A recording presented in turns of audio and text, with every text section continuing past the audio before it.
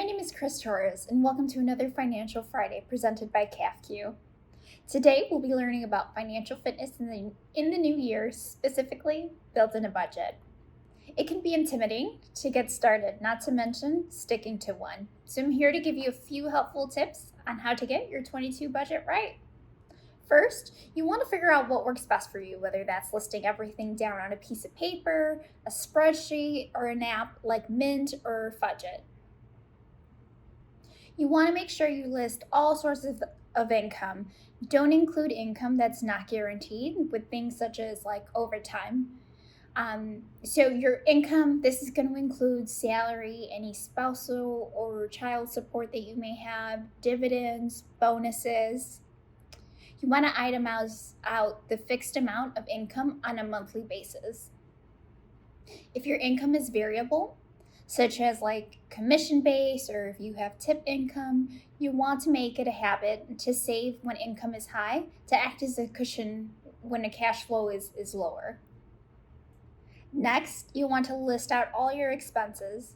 Make sure you include all of your expenses and not just bills. So not just your housing expense, utility bills, tuition, insurance, but you also want to account for things like groceries, loans, any kinds of transportation, takeout, entertainment, shopping, everything that you actually do on a monthly basis. Now that your income and your expenses are itemized, you simply add up your income and subtract your expenses.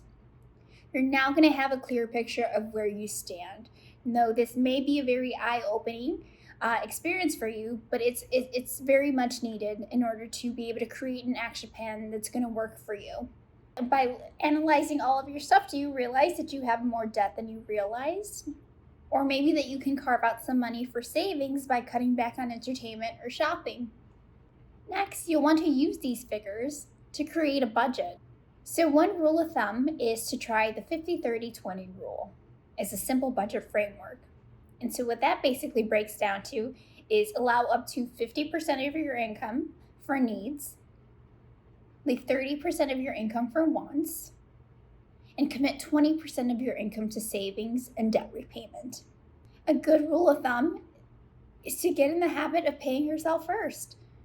Make sure you're as important as every other utility bill that you have. So make sure you add your savings into that budget line.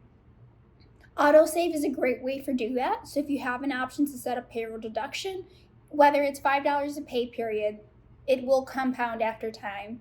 Or whether that's just saving your raise or saving your tax refunds every year. Every little bit adds up. And finally, you want to make sure you continuously evaluate and adjust your plan as needed, whether that's when income changes occur, when emergencies pop up, whether you're prepping for a big purchase or changes to the family. This is a working, livable document that you should be able to adjust as these circumstances in life change. Well, thank you for joining us on another Financial Friday. Don't forget to check out our upcoming webinar about budgeting to learn more and continue the conversation on January 20th. You can find information on this at cafq.org or give us a call to learn more.